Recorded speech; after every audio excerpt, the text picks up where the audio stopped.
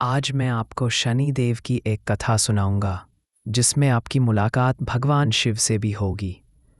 नारायण नारायण कहते हुए नारद मुनि भगवान शिव के पास पहुँचे और बोले, शनिदेव आपकी ओर आ रहे हैं, आप पर नज़र रखने के लिए।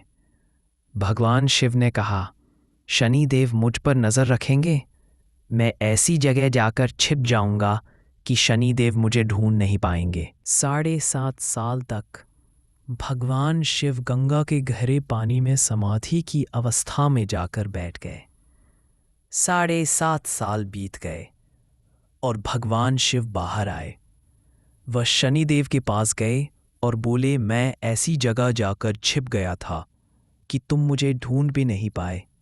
शनिदेव मुस्कुराए और हाथ जोड़कर बोले, हे प्रभु, इतनी ठंड में आप 7.5 साल तक पानी के नीचे अपनी सांस। तो हमने आपको शनिदेव की एक कहानी सुनाई जिसमें भगवान शिव थे। अब हम आपको भगवान शिव की एक कहानी सुनाएंगे, लेकिन वह कहानी भगवान शिव के बारे में कम और भगवान गणेश के बारे में अधिक है। तो बचपन में गणेश और कार्तिकेय आपस में लड़े। वे छोटे थे और लड़ाई इस बात पर थी कि उनमें से अधिक शक्तिशाली कौन है। कार्तिकेय ने कहा कि मैं अधिक शक्तिशाली हूँ और गणेश ने कहा कि शक्ति में कोई मेरा मुकाबला नहीं कर सकता। वे लड़ते हुए अपने माता पिता भगवान शिव और पार्वती के पास गए। वे अपनी जगह पर बैठे थे। जब उन्हें यह बात पता चली तो भगवान शिव और पार्वती ने कहा, एक काम करो, तुम दोनों अपने वाहनों पर बैठो और पृथ्वी की 3 बार परिक्रमा करो। जो भी 3 बार चक्कर पूरा करके सबसे पहले हमारे पास पहुंचेगा वह यह लड़ाई जीत जाएगा। वे दोनों निकल पड़े। कार्तिकेय अपने मोर पर बैठे और तुरंत निकल गए। भगवान गणेश रह गए, जिनका वाहन एक चूहा है। लेकिन फिर कार्तिकेय की यात्रा में कुछ अद्भुत हुआ। कार्तिकेय जहां भी पृथ्वी की परिक्रमा करते हुए गए, वहां पहले से ही एक चूहे के पैरों के निशान मौजूद थे। पहले चक्कर में चूहे के पैरों के निशान थे। दूसरे चक्कर में चूहे के पैरों के और भी अधिक निशान थे। कार्तिकेय चिंतित थे कि भगवान गणेश रास्ते में कहीं दिखाई नहीं दिए और एक चूहा और भगवान गणेश, वे मुझसे और मेरे मोर से आगे कैसे चल रहे हैं। जब कार्तिकेय 3 परिक्रमा पूरी करके भगवान शिव और पार्वती के पास वापस पहुंचे तो उन्होंने देखा कि गणेश पहले से ही चूहे के साथ वहां बैठे हैं। तो कार्तिकेय ने पूछा, यह कैसे हुआ? तुमने यह दौड़ कैसे जीती? अब बुद्धि के देवता भगवान गणेश ने बताया कि उन्होंने वही भगवान शिव और पार्वती की 3 परिक्रमाएं पूरी कर ली थीं, जिसके कारण पृथ्वी की उनके 3 चक्कर कार्तिकेय से पहले पूरे हो गए। हम भगवान शिव और पार्वती की मूर्तियों की परिक्रमा क्यों करते हैं? इसका कारण भी यही है। हमने बहुत सारे सांप देखे हैं, लेकिन पुराणों में एक कहानी है जिसके पीछे से सांप आए। एक कहानी थी कि ऋषि कश्यप की पत्नियां थीं। एक पत्नी का नाम कद्रु था और दूसरी का नाम विनता था।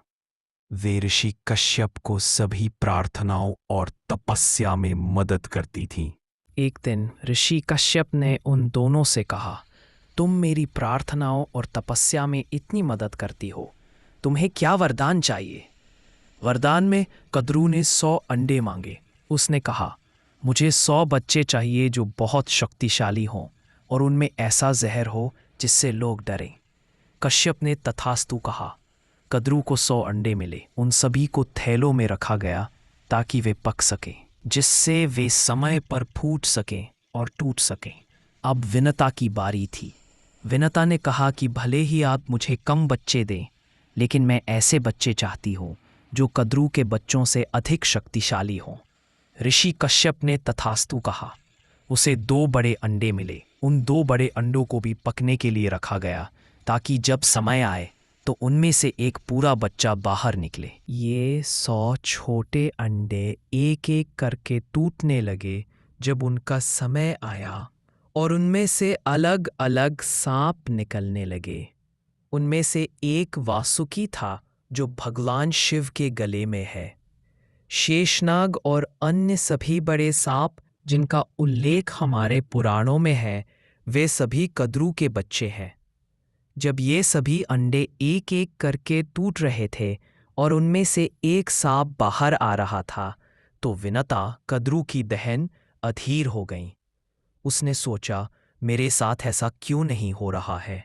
जब वह और बर्दाश्त नहीं कर पाई, तो उसने अपने 2 अंडों में से एक को तोड़ दिया। उस अंडे से जो बच्चा बाहर निकला, उसका ऊपर का आधा शरीर था और नीचे का आधा शरीर अभी भी बन रहा था। लेकिन क्योंकि उसने समय से पहले अंडा तोड़ दिया, वह अधूरा रह गया। जब वह बाहर आया, तो वह इतना क्रोधित हुआ और कहा कि मैं तुम्हारे साथ नहीं रहूंगा, क्योंकि तुमने मुझे पूरा नहीं होने दिया। और वह फिर ऊपर चला गया। अब विनता ने बहुत धैर्य से अपने दूसरे अंडे के टूटने का इंतजार किया। जब दूसरा अंडा टूटा, तो जो चीज बाहर आई वह गरुड़ थी। गरुड़ कौन है? गरुड़ विष्णु का वाहन है, और गरुड़ का वह भाई जो पहले ही ऊपर जा चुका था, जिसका नीचे का शरीर नहीं है, उसका नाम अरुण है।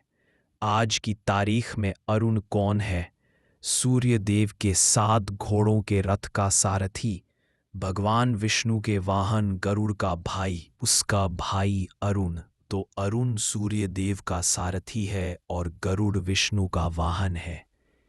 और कद्रू यानी सभी सांप और विनता के बेटे गरुड़ और अरुण दोनों 2 बहनों के बच्चे हैं, और उनमें बहुत दुश्मनी है।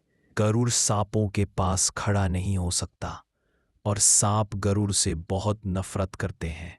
तो यह है गरुड़ की उत्पत्ति और पहली बार पृथ्वी पर सांप के आने की कहानी है।